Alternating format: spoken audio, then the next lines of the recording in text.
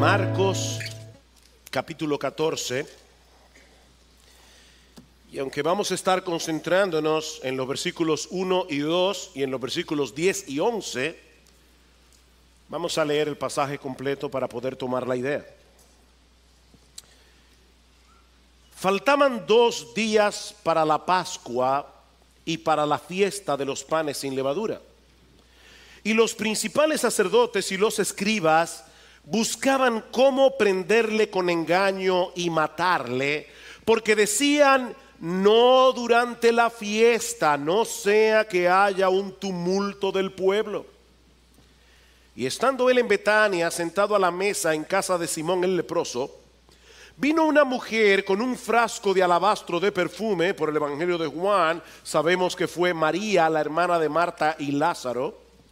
Este no es el ungimiento de aquella mujer pecadora de Lucas 7, este es otro ungimiento. Dice: vino una mujer con un frasco de alabastro de perfume muy costoso de nardo puro, y rompió el frasco y lo derramó sobre la cabeza de Jesús. Pero algunos estaban indignados y se decían unos a otros: ¿para qué se ha hecho este desperdicio de perfume? Porque este perfume podía haberse vendido por más de 300 denarios y dado el dinero a los pobres. Y la reprendían. Pero Jesús dijo: dejadla, ¿por qué la molestáis? Buena obra ha hecho conmigo, porque a los pobres siempre los tendréis con vosotros, y cuando queráis les podréis hacer bien, pero a mí no siempre me tendréis. Ella ha hecho lo que ha podido, se ha anticipado a ungir mi cuerpo para la sepultura. Y en verdad os digo, donde quiera que el evangelio se predique en el mundo entero, también se hablará de lo que está hecho para memoria suya. Entonces Judas Iscariote, que era uno de los 12, fue a los principales sacerdotes para entregarles a Jesús. Cuando ellos lo oyeron, se alegraron y prometieron darle dinero, y él buscaba cómo entregarle en un momento oportuno. Mis hermanos, al llegar a este capítulo del Evangelio de Marcos, estamos entrando, por así decirlo, en el lugar santísimo de los evangelios, a la narrativa del rechazo final, el arresto, el juicio, la crucifixión y la resurrección de nuestro Señor Jesucristo. De un modo u otro, todas las escrituras se mueven hacia los eventos que se describen en estos últimos capítulos de los evangelios, como veremos en un momento. La muerte de Cristo en la cruz es el tema central de toda la escritura, es el punto focal de toda la historia humana.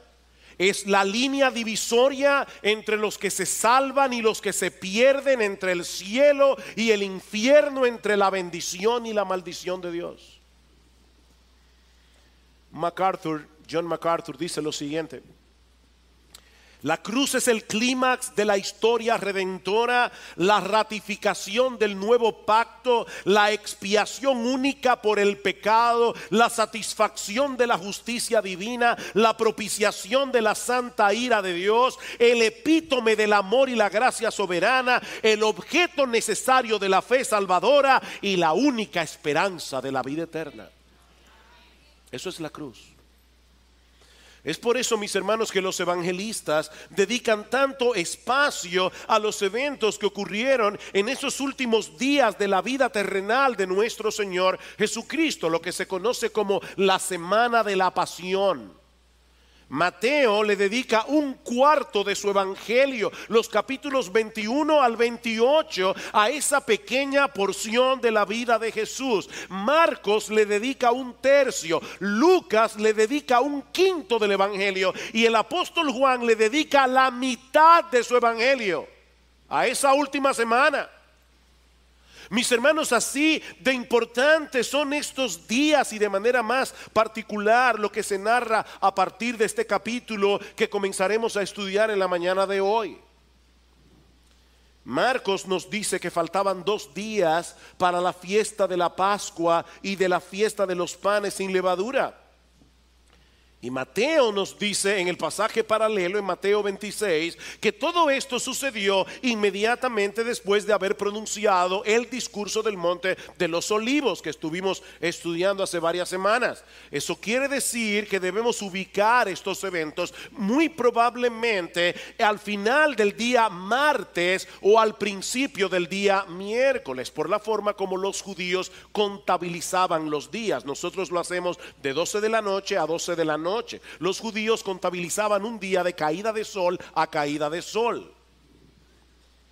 También sabemos por los evangelios que los líderes religiosos de Israel estaban decididos a acabar con la vida de Jesús, pero sabían que era muy arriesgado hacerlo durante la fiesta de la Pascua. La ciudad de Jerusalén estaba llena de peregrinos que se reunían a conmemorar la liberación del pueblo de Israel de la esclavitud en Egipto. De manera que en esos días el nacionalismo judío estaba a flor de piel. Y no olviden que muchos parecían simpatizar con Jesús en este punto de la historia. Mucha de esta gente se acercaba a Jerusalén cada Pascua con la expectativa de que tal vez ese era el año en que iba a venir el Mesías. Iba a liberar a Israel de toda opresión, exactamente como Dios había hecho en Egipto 1000 años atrás. De manera que los líderes de Israel no podían prever la reacción de la gente cuando se enterara de que aquel al que ellos aclamaron como su Mesías durante la entrada triunfal el domingo de Ramos había sido arrestado y condenado. Ellos no podían prever cómo iba a reaccionar la multitud. Nosotros sabemos hoy que reaccionaron pidiéndole a gritos a Pilato que Cristo fuera crucificado, pero en este punto de la historia ellos no lo sabían. Pero es aquí, mis hermanos, donde entra en juego la soberanía de Dios. Por eso hemos titulado este mensaje, La cruz en el soberano plan de Dios. Como yo espero mostrar en esta mañana, la muerte de Cristo en la cruz no fue accidental en ningún sentido. Dios estaba detrás de los eventos, controlando cada detalle para que todo sucediera en esos días de la forma precisa y en el momento preciso. Porque por un lado, Cristo no solo debía morir, sino que debía morir en una forma específica. Dios en su soberanía habría de guiar las cosas para que Cristo muriera en la cruz del Calvario como un sacrificio sustitutivo en lugar de los pecadores que Él había venido a salvar. Dios se iba a encargar de que Cristo muriera en una cruz. Mis hermanos, Cristo no podía morir de otra manera que no fuera la cruz, para que su muerte pudiera tener eficacia redentora. Es por eso que los evangelios sinópticos, es decir, Mateo, Marcos y Lucas, conectan la muerte de Cristo con la fiesta de la Pascua. ¿Y qué fiesta era esta? Bueno, a mitad del mes de Nisan, que en nuestro calendario corresponde a los meses de marzo o abril, los israelitas, por orden divina, sacrificaban un cordero en la tarde del día 14, que luego debían comer esa noche en familia. Ahora recuerden que los judíos contabilizaban los días de caída de sol a caída de sol. Así que el cordero pascual era sacrificado el 14 en la tarde, era comido el día 15 en la tarde, en la noche. Inmediatamente después comenzaba la fiesta de los panes sin levadura, en la que los judíos recordaban por 2 semanas la salida de Egipto, es decir, el éxodo. Estas dos fiestas estaban tan relacionadas la una con la otra que a menudo las dos eran señaladas simplemente como la fiesta de la Pascua. Pero lo que debemos resaltar aquí es el significado de esta fiesta. Como decía hace un momento, durante la Pascua, Los israelitas recordaban la forma milagrosa como Dios los había rescatado, los había liberado de la terrible esclavitud que ellos habían padecido en Egipto. Ustedes, la mayoría seguro recuerda la historia. Dios envía a Moisés con un mensaje para Faraón: deja ir libre a mi pueblo. Pero como todos sabemos, Faraón se niega a hacerlo. Así que Dios envió 10 plagas sobre la nación de Egipto, la última de las cuales fue la más terrible de todas: la muerte de los primogénitos. Ahora, yo sé que para nosotros resulta incomprensible que Dios decidiera enviar un juicio tan terrible como ese, porque no tenemos una noción adecuada acerca del pecado y de sus consecuencias. Pero la Biblia dice en Romanos capítulo 6, versículo 23, que la paga del pecado es la muerte. Mis hermanos y amigos que están aquí hoy, escúchenme bien. Todos nosotros cada día merecemos morir por causa de nuestros pecados. El hecho de que nosotros sigamos vivos a pesar de que pecamos todos los días es una increíble misericordia de Dios. Mis hermanos, el pecado es alta traición contra el Rey del universo. Es por eso que el juicio vendrá tarde o temprano, como vino esa noche sobre la nación de Egipto. Ese día 15 de Nisán, en todas las casas de Egipto había un muerto, por causa de la justa ira de Dios. Y escuchen bien, no solamente en la casa de los egipcios estaban amenazadas, sino también la casa de los judíos. Y ese punto es importante. Como bien ha dicho un comentarista, Dios no iba a pasar por alto a los judíos simplemente por el hecho de ser judío. Pero aún en medio de ese juicio, Dios manifestó su misericordia al proveer una puerta de escape, un refugio. Dios les ordenó sacrificar un cordero y pintar los dinteles y los postes de las puertas con la sangre del cordero, como una señal, como una manifestación de que ellos habían depositado su fe en ese medio de salvación provisto por Dios. De manera que esa noche en todas las casas de Egipto o había un hijo muerto o un cordero muerto. No había alternativa. La ira justa de Dios iba a caer sobre todos esa noche. Todos. O sobre la familia o sobre el cordero. Los que aceptaban por fe ese refugio provisto por Dios verían la muerte, el ángel de la muerte, pasar de largo por encima de la casa de los creyentes, de aquellos que creyeron en la promesa de Dios. Es por eso que esta fiesta se llama la Pascua. Esta es una palabra hebrea que significa pasar por encima. De hecho, en inglés es Passover, que significa exactamente eso mismo, pasar por encima. La ira de Dios pasó de largo sobre todas las casas que se refugiaron por fe en ese sacrificio sustitutivo que apuntaba hacia el cordero que Dios habría de proveer cientos de años más tarde en la persona de nuestro bendito, glorioso, excelso, maravilloso, exaltado Señor y Salvador Jesucristo. Mis hermanos, la cruz no fue el plan B de Dios cuando los judíos decidieron rechazar a su Mesías.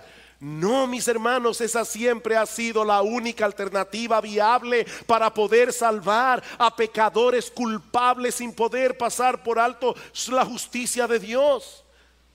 Aunque esto es incomprensible para nosotros, ¿saben qué, mis hermanos? La cruz estuvo en la mente de Dios desde toda la eternidad. ¿Vieron eso? La cruz y todos los que se iban a salvar por esa cruz estaban en la mente del Dios Trino desde toda la eternidad. Es por eso que en Apocalipsis capítulo 13, en el versículo 8, se habla de los impíos como aquellos cuyos nombres no estaban escritos en el libro de la vida del Cordero, que fue inmolado desde antes de la fundación del mundo. ¿Oyeron eso? El Cordero que fue inmolado desde antes de la fundación del mundo. Y Pedro nos dice en su primera carta que fuimos rescatados de esa vana manera de vivir que heredamos de nuestros padres, no con cosas corruptibles como oro o plata, sino con la sangre preciosa de Cristo, como de un cordero sin mancha y sin contaminación. Escuchen, ya destinado desde antes de la fundación del mundo, pero manifestado en los postreros tiempos por amor de vosotros, y mediante el cual creéis en Dios, quien le resucitó de los muertos y le ha dado gloria, para que vuestra fe y vuestra esperanza sean en Dios, no en tu religiosidad, no en tu moral, no en tu decencia, para que vuestra fe y esperanza sean únicamente en Dios. Antes de la creación, eso es impresionante. Antes de la creación ya Dios había determinado que el único medio de salvación habría de ser provisto a través de la muerte sustitutiva de la segunda persona de la Trinidad, de Dios el Hijo. Nunca hubo otra alternativa. Es por eso que Cristo tenía que morir en una cruz, no ahogado, no ahorcado, no apedreado. Cristo tenía que morir en una cruz y no de ninguna otra manera, porque en Deuteronomio capítulo 21 versículo 23 dice que es maldito todo aquel que es colgado de un madero. Él tomó nuestra maldición en la cruz del Calvario para que nosotros pudiéramos ser hechos partícipes de su bendición. Únicamente por medio de la fe. Dice en Gálatas capítulo 3 versículo 10 que todos los que dependen de las obras de la ley para salvarse están bajo maldición. ¿Tú oíste eso? Si tú estás aquí en esta mañana tratando de salvarte, guardando los 10 mandamientos, la Biblia dice que tú estás bajo maldición. ¿Sabes por qué? Porque escrito está: maldito todo el que no permaneciere en todas las cosas escritas en el libro de la ley para hacerlas. En otras palabras, para tú poder salvarte por medio de la ley, tendrías que cumplirla desde la cuna hasta la tumba sin haber violado un solo mandamiento. Y eso no lo hace nadie, ni por un segundo. Ni por un segundo. Pero entonces Pablo añade en el versículo 13 de Gálatas 3 que Cristo nos redimió de la maldición de la ley, habiéndose hecho maldición por nosotros, como está escrito en Deuteronomio 21:23, maldito todo es el que es colgado en un madero. Pablo aplica las palabras de Deuteronomio para explicar por qué Cristo tenía que morir en una cruz. Él fue hecho maldición para que nosotros pudiéramos ser partícipes de su bendición. Es por eso, mis hermanos, que Dios en su soberanía orquestó todas las cosas para que Cristo muriera como murió, clavado en una cruz. En el pasaje paralelo en Mateo capítulo 26, en el versículo 1 al 5, el Señor revela a sus discípulos que Él habría de ser entregado durante la Pascua para ser crucificado. Mateo es bien específico. Voy a ser entregado durante la Pascua para ser crucificado. Tenía que ser de esa manera, no de otra. Y a través de toda la Biblia, Dios le fue dejando indicios a su pueblo que apuntaban hacia la cruz. Niños, ¿ustedes recuerdan la historia de Hansel y Gretel? Cómo Hansel fue secuestrado por su madrastra perversa, y cómo Hansel va dejando migajas de pan a lo largo de todo el camino para poder regresar a casa. Bueno, Dios a lo largo de todo el camino de la historia redentora no fue dejando migajas de pan, fue dejando pilotes que nos llevaran a la cruz. En toda la Biblia. Es por eso, mis hermanos, que nosotros no podemos predicar los domingos en la iglesia sin hablar del evangelio. El evangelio tiene que ser central en nuestra predicación, porque el evangelio es central en la Biblia misma. Aquí no venimos a dar terapia psicológica a nadie. Eso es lo que pasa en muchas iglesias, lamentablemente, en el día de hoy. Los sermones son terapias psicológicas colectivas. ¿Cómo vencer la depresión? 4 pasos para una vida exitosa. No, líbrenos Dios de predicar otra cosa que no sea Cristo y este crucificado, porque ese es el centro de la palabra de Dios, y Él nos fue dejando pilotes a través de la Biblia. El sacrificio de Abel es un tráiler de la cruz, el carnero trabado en un zarzal para que Isaac no fuera sacrificado apunta hacia la cruz. La peña de Oreb que Moisés golpeó en el desierto apunta hacia la cruz. La serpiente de bronce que fue levantada en un asta para que todo aquel que mirara hacia ella fuere salvo apuntaba hacia la cruz. Todo el sistema sacrificial del Antiguo Testamento apuntaba hacia la cruz. El Cordero Pascual apuntaba hacia la cruz. Oh, mis hermanos, para cualquier persona que lea la Biblia sin prejuicios, es más que evidente que hay un plan de salvación que se va desarrollando a través de la historia redentora, cuyo centro es Cristo y este crucificado. Unos 700 años antes del nacimiento de Cristo, Isaías escribió esta impresionante profecía acerca del Salvador. Mas Él herido fue por nuestras transgresiones, Él fue molido por nuestras iniquidades. El castigo por nuestra paz cayó sobre Él. Ese es un hebraísmo que significa el castigo que procuraba nuestra paz, el castigo por el cual nosotros obtenemos la paz, cayó sobre Él, y por sus heridas hemos sido sanados.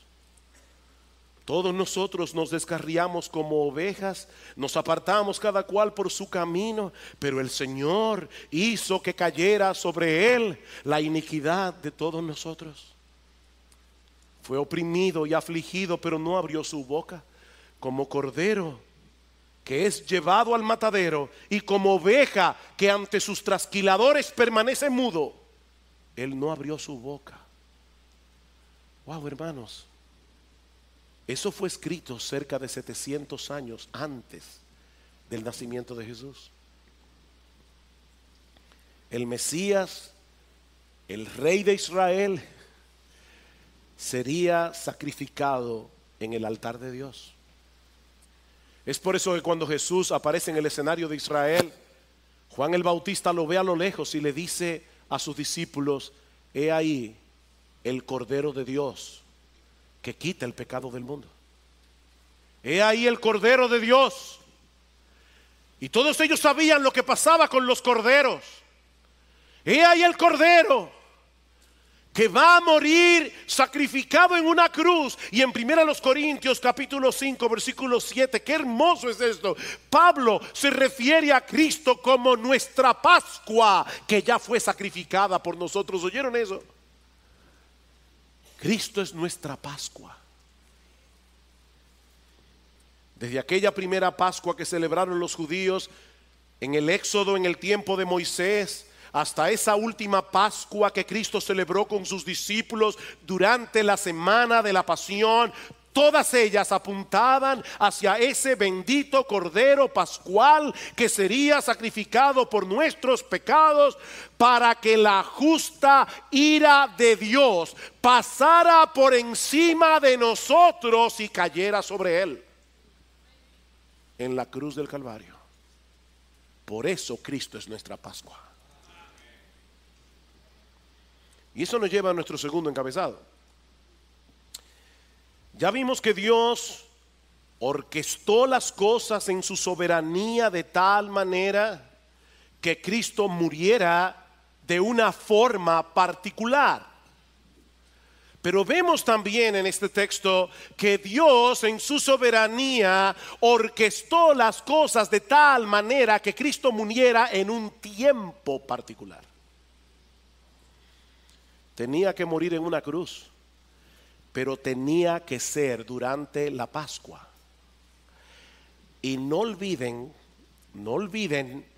que los líderes religiosos de Israel estaban empeñados en hacerlo en otro tiempo.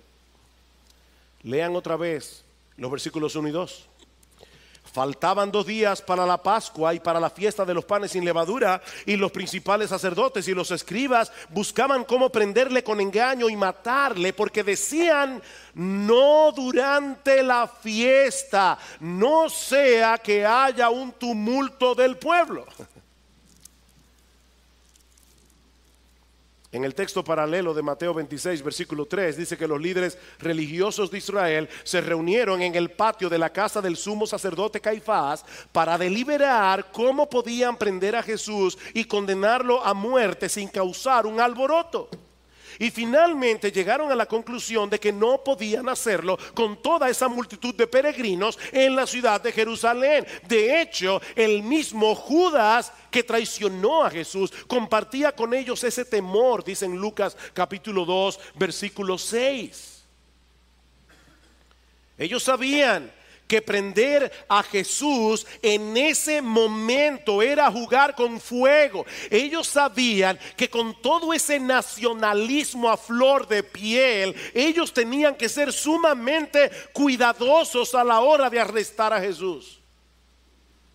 Vayan conmigo al capítulo 11 del Evangelio de Juan, porque allí se narra con muchos detalles estas deliberaciones de los líderes religiosos de Israel. Juan capítulo 11, vean el versículo 46. Jesús acaba de resucitar a Lázaro y ahora ellos dicen, versículo 46, pero algunos de ellos, de los que vieron a Lázaro resucitado, fueron a los fariseos y les contaron lo que Jesús había hecho. Entonces los principales sacerdotes y los fariseos convocaron un concilio y decían: ¿qué hacemos? Porque este hombre hace muchas señales. Y si le dejamos seguir así, todos van a creer en él, y los romanos vendrán y nos quitarán nuestro lugar y nuestra nación. ¿Ven cuál era la preocupación de ellos? Si de repente la gente se va detrás de Jesús y comienza a clamarlo como el Mesías, comienza a clamarlo como el Rey, se va a crear una revolución aquí en Jerusalén. Y los romanos van a venir, dice Caifás. Dicen ellos, perdón, pero uno de ellos, Caifás, que era sumo sacerdote ese año, les dice: vosotros no sabéis nada, ni tenéis en cuenta que os es más conveniente que un hombre muera por el pueblo y no que toda la nación perezca. Ahora bien, ahora dice esto Juan el apóstol, no dijo esto de su propia iniciativa, sino que siendo el sumo sacerdote ese año, profetizó que Jesús iba a morir por la nación. Y no solo por la nación, sino también hasta por los dominicanos. Dice, sino para reunir en uno a los hijos de Dios que están esparcidos. Así que desde ese día planearon entre sí para matarle. De hecho, ustedes van a ver que cuando Judas decide traicionar a Cristo, él va directamente a la casa del sumo sacerdote. Y uno se pregunta, ¿y por qué? Bueno, porque dice en el versículo 57 de Juan 11, y los principales sacerdotes y los fariseos habían dado órdenes de que si alguien sabía dónde estaba Jesús, diera aviso para que le prendieran. De alguna manera esta noticia llegó a oído de Judas, y él sabía que podía ir a esta casa para traicionar a Jesús. ¿Se dan cuenta, mis hermanos? Estos hombres habían deliberado este asunto largamente y habían llegado a la conclusión de que no debían hacer nada hasta que pasara la Pascua. Pero ¿saben qué? Gloria al Señor. Las cosas no ocurren cuando los hombres lo deciden, sino cuando Dios lo decide. Cuando Dios lo decide. Y aún los agentes humanos que intervinieron en la muerte de Cristo no estaban haciendo otra cosa que llevando a cabo lo que Dios había decretado que sucediera desde antes de la fundación del mundo. ¿Recuerdan la oración de los discípulos en Hechos capítulo 4, versículo 24, cuando les prohibieron que predicaran el evangelio? Es impresionante ver la comprensión que ellos tenían de la soberanía de Dios orquestando las cosas en la muerte de Cristo. Ellos se reúnen a orar y dicen: soberano Señor, tú eres el Dios que hiciste el cielo y la tierra, el mar y todo lo que en ellos hay, que por boca de David tu siervo dijiste: ¿por qué se amotinan las gentes? Qué ridículo, qué ridículo. ¿Por qué se amotinan las gentes? Y los pueblos piensan cosas vanas. Se reunieron los reyes de la tierra y los príncipes se juntaron en uno contra el Señor y contra su Cristo, porque verdaderamente se unieron en esta ciudad contra tu santo Hijo Jesús. Herodes, Poncio Pilato, con los gentiles y el pueblo de Israel, para hacer cuanto tu mano y tu consejo habían antes determinado que sucediera. Gloria al Señor. Para hacer cuanto tu mano y tu consejo habían antes determinado que sucediera. Ellos fueron responsables por la muerte de Jesús, pero sin saberlo y sin quererlo, estaban llevando a cabo el plan soberano de Dios. Ellos decían una y otra vez, esa es la idea del texto, ellos decían una y otra vez: no durante la Pascua, no durante la Pascua, no durante la Pascua. Pero Dios dijo: va a ser en la Pascua, porque Cristo será sacrificado como el cordero pascual en la cruz del Calvario, para que la ira de Dios pudiera pasar por encima de los suyos. La Pascua, Passover, y caer sobre él. Y es interesante notar qué fue lo que llevó a estos hombres a cambiar de idea. ¿Qué fue lo que pasó? Ellos decían: no durante la Pascua, no, eso va a traer un problema, no durante la Pascua. ¿Qué fue lo que pasó? ¿Qué precipitó la acción de los sacerdotes? La traición de Judas. Versículo 10. Marcos 14. Entonces Judas Iscariote, que era uno de los 12, fue a los principales sacerdotes para entregarles a Jesús. Cuando ellos lo oyeron, se alegraron y prometieron darle dinero. Y él buscaba cómo entregarle en un momento oportuno, porque aún el mismo Judas no quería que fuera durante la Pascua. En un momento oportuno. En el texto paralelo, en el Evangelio de Lucas, dice en el capítulo 22, versículo 3, que Satanás entró en Judas. Satanás, el mismo Satanás, entró en Judas, que pertenecía al número de los 12, y él fue y discutió con los principales sacerdotes y con los oficiales sobre cómo se lo entregaría. Ellos se alegraron y convinieron en darle dinero. En el Evangelio de Mateo dice que fue Judas el que les preguntó directamente: ¿qué estáis dispuesto a darme para que yo os lo entregue? Pónganle precio a la cabeza de Jesús. Y ellos le pesaron 30 piezas de plata. Increíble. 30 piezas de plata. Y desde entonces buscaban una oportunidad, Judas, para entregarle. Estos hombres necesitaban a alguien que los ayudara a aprender a Jesús en el momento oportuno, en el lugar oportuno, fuera de la vista de la multitud. Ellos necesitaban a alguien que conociera todos los movimientos de Jesús para poder hacer un plan que diera resultado. ¿Y quién pudiera ser mejor que uno de los apóstoles? Esta oferta de Judas era casi demasiado buena para ser verdad. Uno de los 12 estaba dispuesto a vender a su maestro. Oh, mis hermanos, qué terrible traición la que Judas cometió. Este hombre había pasado más de 3 años al lado de Jesús. había escuchado a Cristo enseñar su palabra, le había escuchado predicar el evangelio, llamar a los hombres al arrepentimiento y a la fe. Este hombre había visto a Jesús hacer milagros. Pero sobre todas las cosas, y lo que es para mí lo más incomprensible, este hombre había palpado de muchas maneras el carácter precioso y perfecto de Jesús. Pero aún así lo traicionó. Por el evangelio de Juan, nosotros sabemos que Judas era ladrón. Y Satanás supo sacarle partido a la codicia que consumía y dominaba su alma. Dice en Juan capítulo 13 versículo 2 que ya Satanás había puesto en el corazón de Judas que lo entregara. Y luego en el versículo 27 del capítulo 13 de Juan dicen que están comiendo la noche, la última cena, y de repente Jesús dice: uno de vosotros me va a traicionar.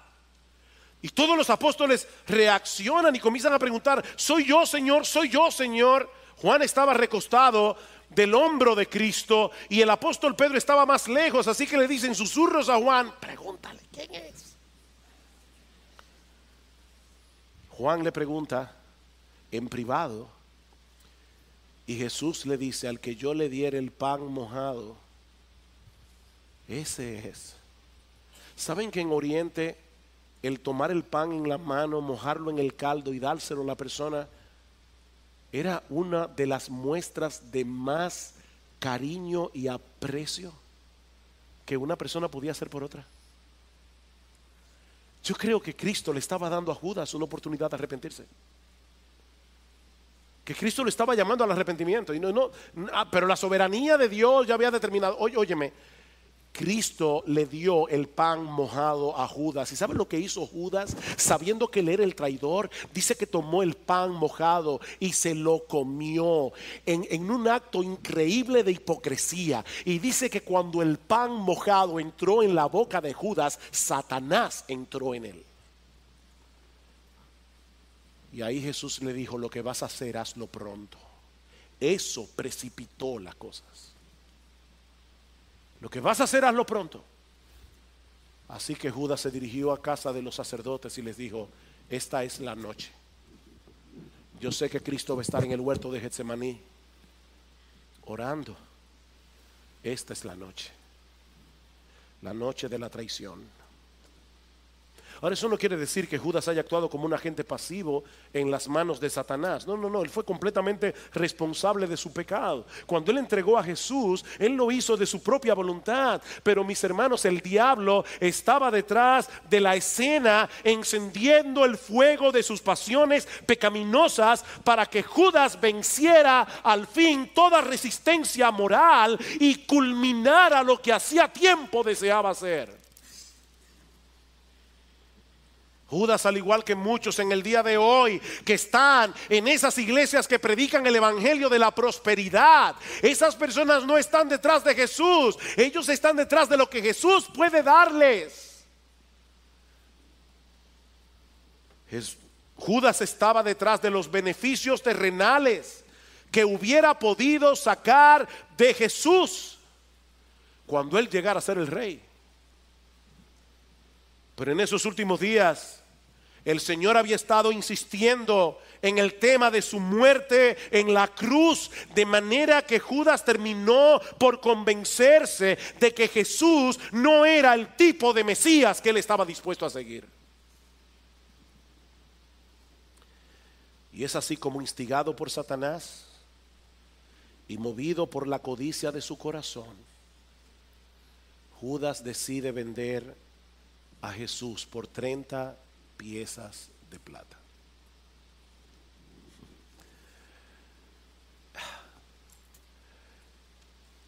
Mis hermanos, ¿saben lo que dice en Éxodo capítulo 21 versículo 32? Que si un buey acorneara a un esclavo, el dueño del buey tenía que pagarle al dueño del esclavo 30 piezas de plata. Ese era el precio de un esclavo, 30 piezas de plata. el Hijo de Dios, el creador del universo, el Rey de reyes y el Señor de señores, por amor a ti, por amor a mí, fue vendido por 30 piezas de plata por el precio de un esclavo.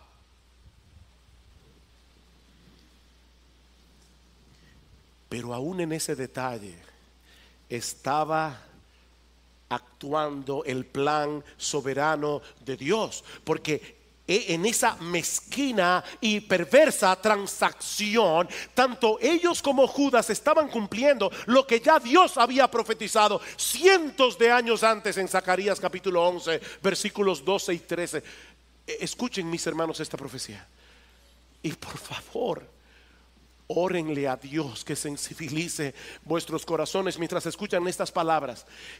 Y les dije, esto es Dios hablando, y les dije: si os parece bien, dadme mi paga, y si no, dejadla. Y pesaron como mi salario 30 piezas de plata. Entonces el Señor me dijo: arrójalo al alfarero. Ese magnífico precio con que me valoraron,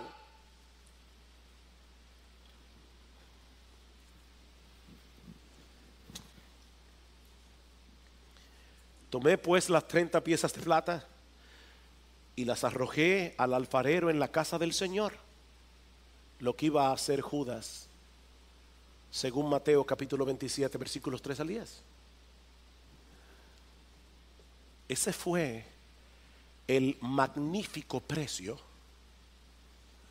con que los líderes religiosos estuvieron dispuestos a comprar la muerte de su Mesías.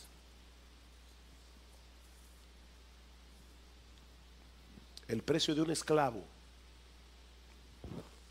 Hasta ese punto de humillación decidió descender el Hijo de Dios, la segunda persona de la Trinidad, por amor a ti y a mí. ¿Ven por qué les decía, mis hermanos, que al llegar a esta porción de las Escrituras estábamos entrando en el lugar santísimo del Evangelio? En el lugar santísimo. El Rey de Gloria, el Rey de Gloria, se humilló hasta lo sumo, haciéndose obediente hasta la muerte, y muerte de cruz, para que la justa ira de Dios, que merecen nuestros pecados, nos pasara por encima y cayera sobre él. Oh, mis hermanos, Cristo es nuestra Pascua. Cristo es nuestra Pascua, que ya fue sacrificado por nosotros. En nuestros primeros años de conversión solíamos cantar un himno que decía: con potestad sin igual en el cielo él gobernaba, los ángeles su voluntad siempre cumplían, pero un día le vimos cargar su cruz por la senda de dolor y muerte. Por mí murió, oh qué gran amor. Todo eso era parte de un plan diseñado por Dios desde antes de la fundación del mundo para poder salvar a su pueblo, derramando sobre el Cordero Pascual todo el peso de su ira justa que merecían nuestros pecados. Mis hermanos, esto es sencillamente incomprensible para nuestras mentes finitas.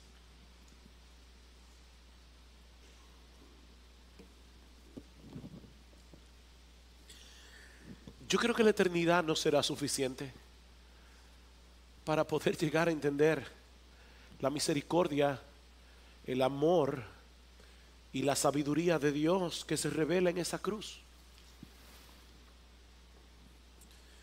Por encima de la maldad de los líderes de Israel, por encima de la traición de Judas y aún por encima de la instigación del diablo, Dios estaba orquestando todas las cosas para que hoy nosotros pudiéramos predicar este evangelio. para que hoy pudiéramos proveer y anunciar a los pecadores que hay salvación en Cristo para todo aquel que cree.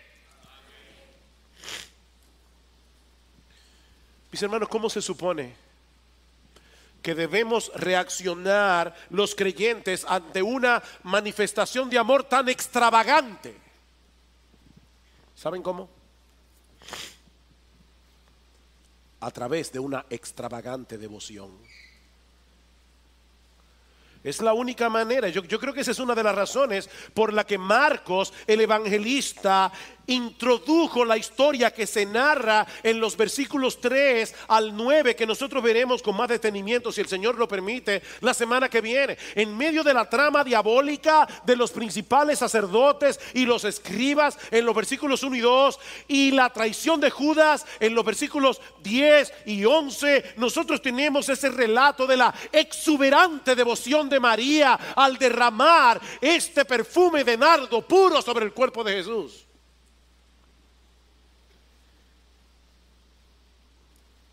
Los sacerdotes y los escribas tramaban matarlo. Judas dispuesto a venderlo por 30 piezas de plata. Pero María no tuvo reparos en derramar ese costosísimo perfume sobre su cuerpo como una manifestación de su devoción hacia Él. Y aunque todos a su alrededor criticaron a María por ese desperdicio de dinero, el Señor Jesucristo lo consideró como la única reacción apropiada de una persona que ha llegado a comprender el incomprensible amor de Dios manifestado en la cruz. Donde quiera que se predique este evangelio en el mundo entero, se dirá lo que está hecho para memoria suya. Wow. María es la única persona en todo el Nuevo Testamento de quien se dice algo así, aparte de Jesús, para memoria, no de Cristo, para memoria de ella.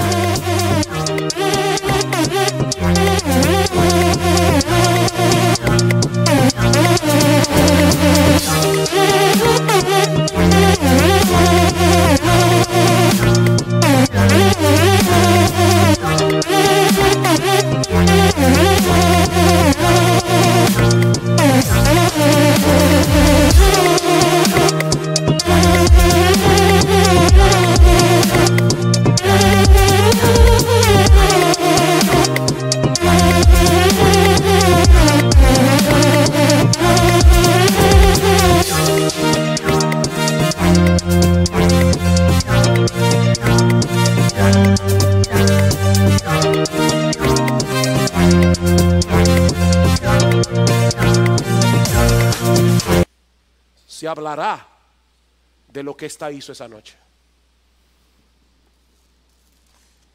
Oh, mis hermanos, que el Señor envíe su Espíritu Santo en medio nuestro para que sensibilice nuestros corazones al contemplar en su palabra este maravilloso plan de redención diseñado por Dios desde antes de la fundación del mundo para salvar a pecadores perdidos como tú y como yo. Mi amado hermano, ¿cómo está hoy tu devoción a Cristo? No te pregunto cómo estuvo hace 2 años o cómo estuvo hace 6 meses. Mi pregunta es cómo está hoy tu devoción a ese Cristo que como nuestra Pascua fue sacrificado por nosotros. ¿Estás luchando en dependencia del Espíritu de Dios contra los deseos carnales que batallan contra el alma, como dice el apóstol Pedro en su primera carta? ¿O has estado coqueteando con el mundo y consintiendo los deseos pecaminosos de tu corazón?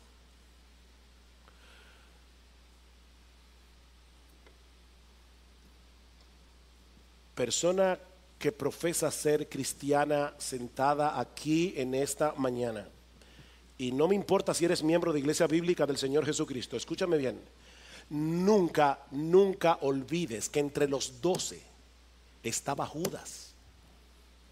Nunca olvides que Judas era uno de los 12 que por más de 3 años estuvo físicamente cerca de Jesús, pero su corazón siempre estuvo lejos de él. Óyeme bien, mi amigo, no basta con profesar ser creyente, no basta con ser un miembro de la iglesia.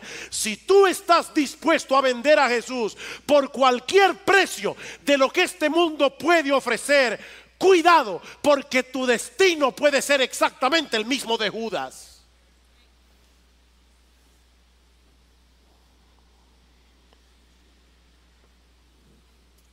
Mira, mi amigo, escúchame bien. La Biblia es muy clara cuando dice en 1 Corintios capítulo 16 versículo 22 que el que no ama al Señor Jesucristo sea maldito. ¿Oíste eso?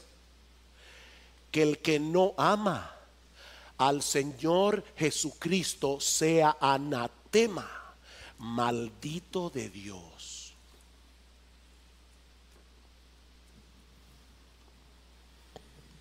Arrepiéntete de tu tibieza. Arrepiéntete de tu tibieza. Y ruégale a Dios que despegue tu corazón del amor de este mundo para que puedas rendirte por entero a ese bendito Jesús de una vez por todas. Él merece lo más costoso que tú tengas. Él merece rendirlo a sus pies como un perfume de nardo puro, sacrificado en adoración por ese bendito Jesús. Y si tú estás aquí sin Cristo en esta mañana, es mi oración que ese mismo Espíritu Santo abra tus ojos a la realidad de que hay un solo medio de salvación provisto por Dios, ese Cordero Pascual que fue inmolado por nuestros pecados. Mi amigo, no existe otro refugio aparte de esa cruz, porque es allí y solamente allí donde la justicia de Dios es plenamente satisfecha por medio de la muerte sustitutiva de su propio Hijo. Y sabes que, mi amigo, esa bendición está disponible para todo el que la quiera por medio de la fe. Por medio de la fe. Arrepiéntete de tus pecados y ampárate hoy en esa cruz, porque la paga del pecado es muerte, dice Romanos 6:23. Pero la dádiva de Dios, es vida eterna en Cristo Jesús, Señor nuestro. Alabado sea Dios y alabado sea el Cordero.